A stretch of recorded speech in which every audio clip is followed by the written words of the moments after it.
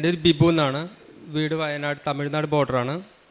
ഞാനിവിടെ ആദ്യമായിട്ട് വരുന്നത് 2018 എൻ്റെ ഒരു ഫ്രണ്ടാണ് ഇവിടെ ആദ്യമായിട്ട് കൊണ്ടുവരുന്നത്.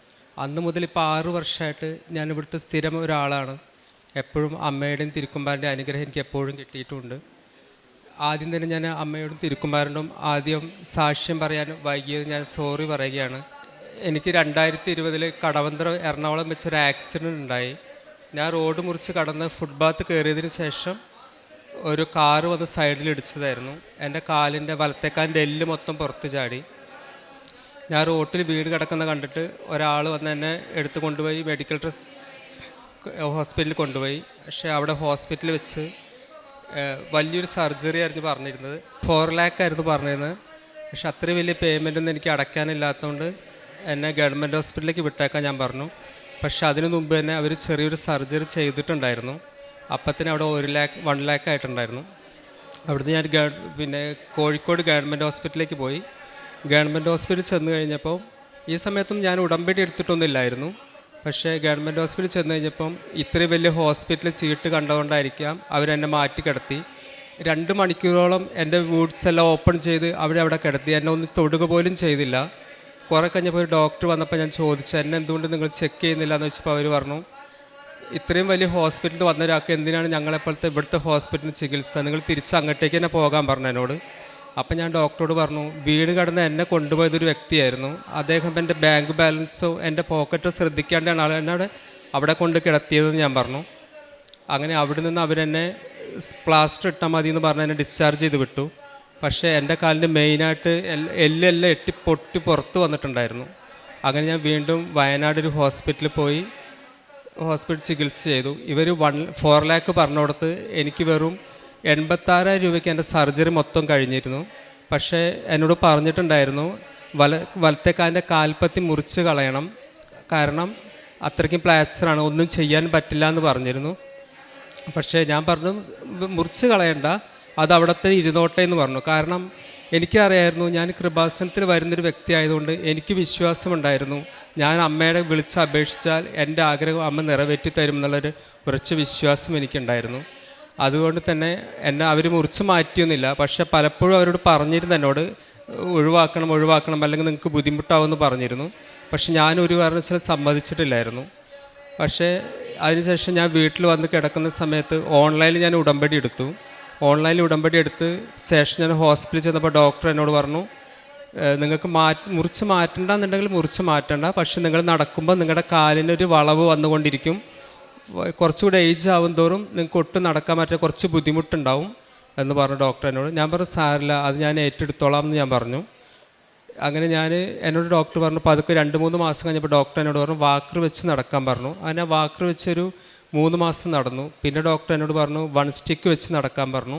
1 stick വെച്ച് എന്നോട് 4 month നടക്കാൻ പറഞ്ഞിരുന്നത്.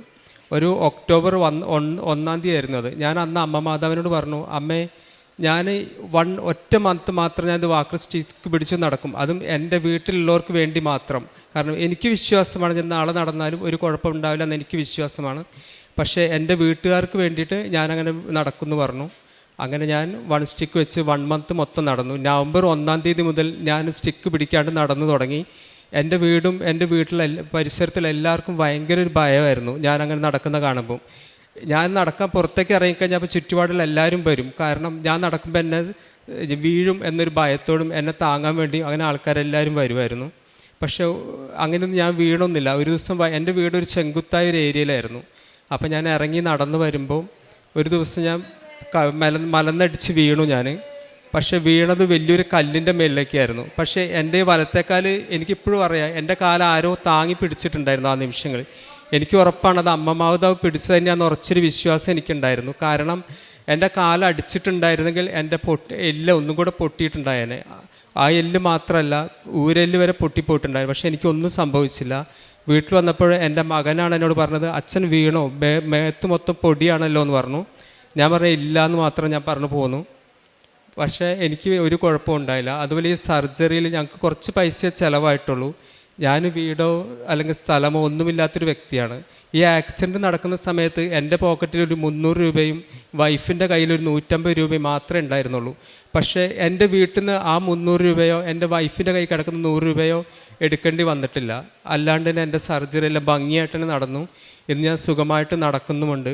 കാരണം ഞാൻ ജോലി ചെയ്യുന്നത് നിന്ന് തുടങ്ങിക്കഴിഞ്ഞാൽ 6-7 മണിക്കൂറും ഒരേ സ്റ്റിറ്റായിട്ട് നിൽക്കേണ്ട വർക്കാണ് എൻ്റെത്. ഒരുപാട് ബലം കൊടുത്ത് നിൽക്കരുത് ഡോക്ടർ എപ്പോഴും എന്നോട് പറയാറുണ്ടായിരുന്നു. പക്ഷേ എനിക്കൊരു കുഴപ്പമില്ല. ഞാനിപ്പോൾ നന്നായിട്ട് വർക്ക് ചെയ്യുന്നുണ്ട്, നന്നായിട്ട് നടക്കുന്നുണ്ട്.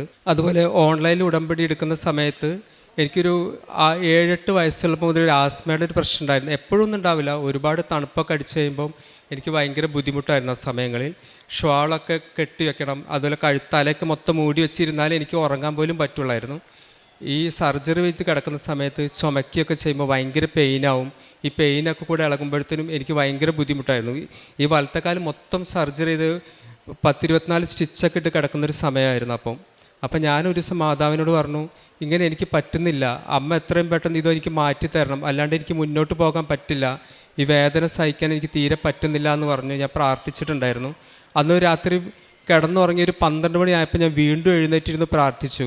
എനിക്ക് പ്രാർത്ഥിക്കാണ്ട് വേറെ ഒരു നിവൃത്തി അപ്പില്ലായിരുന്നു. കാരണം എൻ്റെ അടുത്ത് ഉടമ്പടിത്ത വസ്തുക്കളോ ഒന്നും എൻ്റെ കയ്യിലില്ലായിരുന്നു.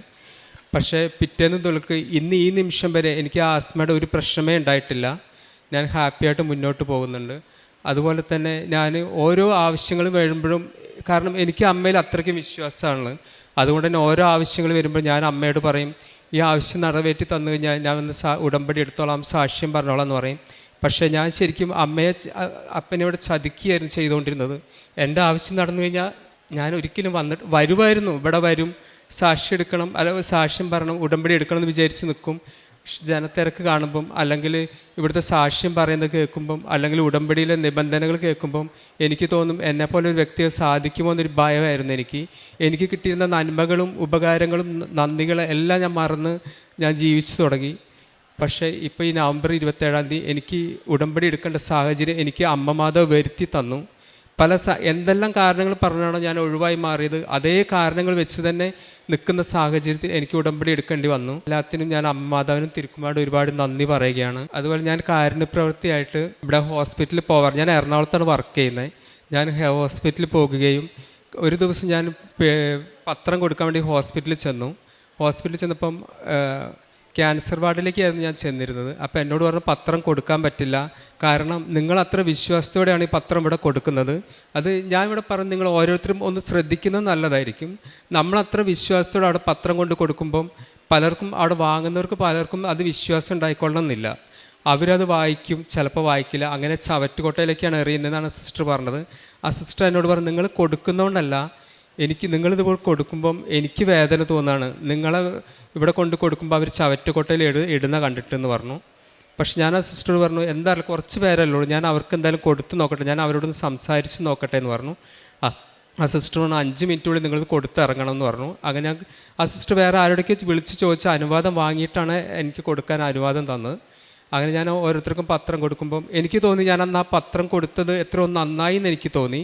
കാരണം വേറൊന്നുമല്ല, അവിടെ അന്നുള്ളവർ എനിക്ക് ഉറപ്പാണ്, അവരാരും ആ ചവറ്റുകൊട്ട ഇടില്ല എന്ന് എനിക്ക് ഉറപ്പാണ്. കാരണം ഞാൻ ആ പത്രം കൊടുത്ത് അവരോട് പ്രാർത്ഥിക്കാം, എൻ്റെ പ്രാർത്ഥന ഞാൻ നിങ്ങളെ ഓർക്കും, രോഗീൻ്റെ പേരെന്താണ്, നിങ്ങളുടെ വയസ്സെന്താണ്, എന്താണ് നിങ്ങളുടെ അസുഖം എന്ന് ഞാൻ ചോദിച്ചിട്ടായിരുന്നു ഞാൻ അവരോട് പോയിരുന്നത്. 1-2 പേരെ ഞാൻ സംസാരിക്കുമ്പോൾ അവരെ കണ്ണ് നിറയുന്നത് ഞാൻ കാണുന്നുണ്ടായിരുന്നു. പിന്നെ എനിക്ക് അവരോട് കൂടുതൽ സംസാരിക്കാൻ കഴിയുന്നില്ല, കാരണം ഞാനേ ഭയങ്കര സെൻസിറ്റീവായൊരു വ്യക്തിയാണ്. അതിൻ്റെ കൂട്ടത്തിൽ അവരെ കരച്ചിലൊക്കെ കാണുമ്പോൾ എനിക്ക് സഹിക്കാൻ പറ്റില്ല എന്ന് എനിക്കറിയാവുന്നുണ്ട്. ഞാനവിടെ പ്രാർത്ഥിക്കാമെന്ന് പറഞ്ഞ് മാത്രം പോന്നു.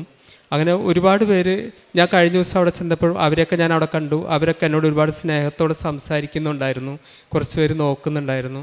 പക്ഷേ എനിക്കറിയാം എന്നിലൂടെ അവർക്ക് ആർക്കൊക്കെ ഉപകാരങ്ങൾ ഉണ്ടായിട്ടുണ്ടെന്ന് എനിക്ക് മനസ്സിലായി.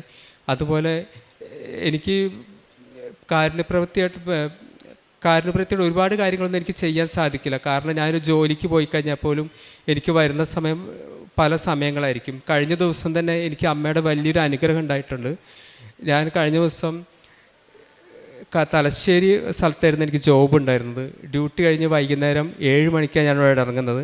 പിറ്റേന്ന് രാവിലെ എറണാകുളത്ത് നിന്ന് ട്രിവാൻഡ്രത്ത് 5 മണിൻ്റെ ട്രെയിനിന് എനിക്ക് പോകണം. ഞാൻ എങ്ങനെ നോക്കിയാലും ട്രെയിനിൽ ഞാനിവിടെ ട്രെയിൻ ഉണ്ടായിരുന്നില്ല നേരത്തെ എനിക്ക് എറണാകുളത്തേക്ക് എത്താനുള്ളത്. എങ്ങനെ നോക്കിയാൽ ഞാൻ ബസ്സിന് കയറി വരുമ്പം 6-7 മണിക്കൂറിൻ്റെ മേലെ പിടിക്കുമായിരുന്നു. 9 മണിക്കൂറിൻ്റെ അടുത്ത് പിടിക്കും നമുക്കിവിടെ ബസ് എത്തി കിട്ടാൻ വേണ്ടിയിട്ട്. അപ്പം ഞാൻ അവിടുന്ന് ബസ്സിന് കയറി. എനിക്ക് 5 മണിക്ക് ഇവിടുത്തെ ട്രെയിനിന് പോകുകയും വേണം. ഒന്ന് ഉറങ്ങാനോ റെസ്റ്റ് എടുക്കാനോ ഒന്നും എനിക്ക് ടൈമില്ലായിരുന്നു. ഞാൻ അവിടുന്ന് കയറുമ്പോൾ അമ്മേനോട് പറഞ്ഞു, ഞാൻ ഏതൊക്കെ സ്റ്റോപ്പിൽ ചെന്ന് ഇറങ്ങുന്നോ ആ സ്റ്റോപ്പിലൊക്കെ എനിക്ക് അടുത്ത സ്ഥലത്തേക്കുള്ള ബസ് കറക്റ്റായിട്ട് കിട്ടിയിരിക്കണം.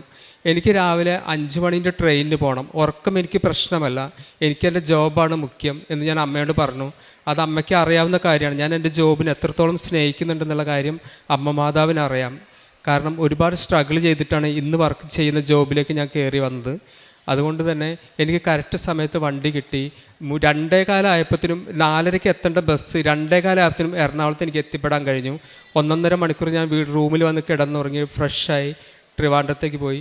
ഒരു ഉറക്കക്ഷീണമോ ഒന്നുമില്ലാതെ പിറ്റേ ദിവസം ഞാൻ പോയി ക്ലാസ് എടുക്കുകയും അവർക്ക് വേണ്ട കാര്യങ്ങൾ ചെയ്തു കൊടുക്കും, ഡെമോ ക്ലാസ് കൊടുക്കും, എല്ലാം ചെയ്ത് ഞാൻ ഹാപ്പിയായിട്ട് ഇവിടെ നിന്ന് ഇറങ്ങി വന്നു.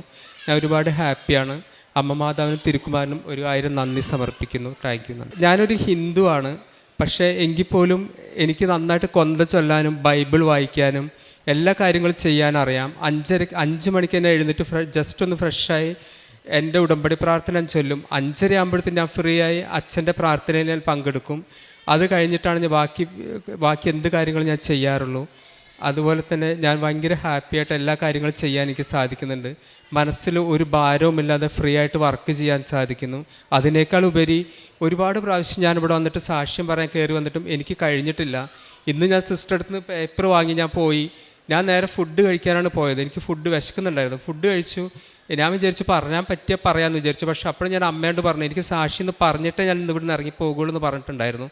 അതിൽ 4 വർഷമായിട്ട് വെയിറ്റ് ചെയ്തിരുന്ന കാര്യം ഇന്ന് ഞാൻ പറഞ്ഞു. കാരണം എൻ്റെ ലൈഫിൽ കിട്ടിയ അനുഭവങ്ങളൊന്നും ചെറുതൊന്നല്ല. ഒരുപാട് അനുഗ്രഹങ്ങൾ കിട്ടിയിട്ടുണ്ട്. എല്ലാം ഇപ്പോൾ പറയാൻ പറ്റാത്ത സാഹചര്യങ്ങളോട് ഞാൻ പറയുന്നില്ല. ഇപ്പോൾ ഞാൻ ഉടമ്പടി എടുത്തിട്ടുണ്ട്. ഹാപ്പി ആയിട്ട് പോകുന്നു. Thank you.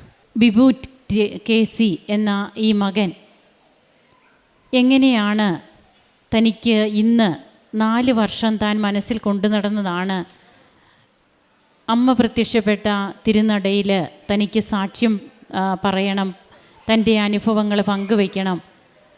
ആദ്യമൊക്കെ താൻ തന്നെ മടിച്ചു. പിന്നീട് ഉടമ്പടി എടുക്കുന്നതിനും, അതായത് ഓൺലൈൻ ഉടമ്പടിയിലൂടെ തനിക്ക് കിട്ടിയ അനുഭവങ്ങളാണ് ഈ മകൻ ഇവിടെ പങ്കുവയ്ക്കുന്നതൊക്കെ. അതിനുശേഷം പിന്നീട് ഇവിടെ വരുമെങ്കിലും സാക്ഷ്യങ്ങൾ കേട്ട് ഉടമ്പടി എടുക്കാതെ തിരിച്ചു പോയിരുന്ന ഒരു മകൻ ഇന്ന് പിന്നീട് ഇവിടെ വന്ന് ഉടമ്പടി എടുക്കുകയും ഇന്ന് സാക്ഷ്യം പങ്കുവയ്ക്കുകയുമാണ്.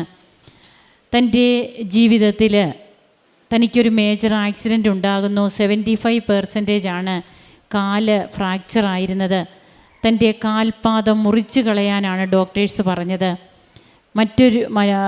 വേറെ ഒരു ഒപ്പീനിയൻ, കാൽപാദം മുറിച്ചില്ലെങ്കിലും കാല് വളഞ്ഞിരിക്കും, നടക്കാനായിട്ട് പിന്നീട് ബുദ്ധിമുട്ടാകും, പ്രായം കൂടുന്തോറും ഒട്ടും സാധിക്കുകയുമില്ല. ഇതൊക്കെ പറഞ്ഞ മകൻ ഇന്ന് നമ്മുടെ മുൻപിൽ വന്ന് നിന്ന് സാക്ഷ്യപ്പെടുത്തുകയാണ്. താൻ ഇന്ന് വളരെ സ്റ്റേബിളായിട്ട് നിൽക്കുന്നു, നടക്കുന്നു, മണിക്കൂറുകൾ തൻ്റെ ജോലി താൻ ചെയ്യുന്നു. ഇതിനൊന്നും തനിക്ക് യാതൊരു കോംപ്ലിക്കേഷനും പിന്നീട് ഉണ്ടായിട്ടില്ല. ഓൺലൈൻ ഉടമ്പടിയിൽ അമ്മ എങ്ങനെ തൻ്റെ മകനെ സംരക്ഷിച്ചു എന്നുള്ളതാണ് തിരുവചനം പറയുന്നത് പോലെ കൂരിരുട്ടിൻ്റെ ദേശത്ത് വസിച്ചിരുന്നവരുടെ മേൽ ഉദിക്കുന്ന പ്രകാശം, അതാണ് ഉടമ്പടി. അങ്ങനെ ഉടമ്പടി ജീവിതത്തിലൂടെ തനിക്ക് വ്യക്തിപരമായിട്ട് വന്ന മാറ്റം, തൻ്റെ സാഹചര്യങ്ങളോടൊക്കെ താൻ എങ്ങനെയാണ് ഇന്ന് പ്രതികരിക്കുന്നത്, മറ്റുള്ളവരിലേക്ക് കൊടുക്കുവാൻ വേണ്ടിയിട്ട് താൻ എടുക്കുന്ന ഓരോ സമീപനങ്ങൾ, തൻ്റെ നിലപാടുകൾ, ഇതൊക്കെ ഈശോയ്ക്ക് ഒത്തിരി ഇഷ്ടമാണ്. അതായത് ദൈവത്തെ അറിഞ്ഞവരെ ആഴപ്പെടുത്തുവാനും അറിയാത്തവരെ അറിയിക്കുവാനുമാണ് പ്രേക്ഷിത പ്രവർത്തനം നാം ചെയ്യുക. അപ്പോൾ ഈശോയെ അറിയിക്കുവാൻ ഇന്ന് ഈ മകൻ എടുക്കുന്ന ഓരോ ആ എഫേർട്ടിന് ഒത്തിരി വില ഈശോ കൊടുക്കുന്നുണ്ട്. അങ്ങനെ കൃപാസന പത്രമൊക്കെ എത്ര സൂക്ഷ്മതയോടെ താൻ കൈകാര്യം ചെയ്യുന്നു. അത് എത്തേണ്ടവരിൽ തന്നെ എത്തിക്കുവാനായിട്ട് തനിക്ക് സാധിക്കുന്നു. സങ്കീർത്തനം 23:1-2 തിരുവചനങ്ങൾ പറയുന്നത് പോലെ, കർത്താവാണ് എൻ്റെ ഇടയൻ, എനിക്കൊന്നിനും കുറവുണ്ടാവുകയില്ല. സമൃദ്ധമായ പുൽത്തകിടികളിൽ അവിടുന്ന് എന്നെ മേയ്ക്കും, പ്രശാന്തമായ ജലാശയത്തിലേക്ക് അവിടുന്ന് എന്നെ നയിക്കും. ഇതാണ് ഇന്ന് ബിബു ഇവിടെ പങ്കുവെക്കുമ്പോൾ ബിബുവിന് പറഞ്ഞു നിർത്തുവാനായിട്ടുള്ളത്. തൻ്റെ ജീവിതം ഇന്ന് വളരെ ഭാരം കുറഞ്ഞതായി തീർന്നു. എനിക്കിന്ന് ടെൻഷനില്ല, എനിക്ക് യാതൊന്നിനെക്കുറിച്ചും ഞാൻ ബോധർ ചെയ്യുന്നില്ല.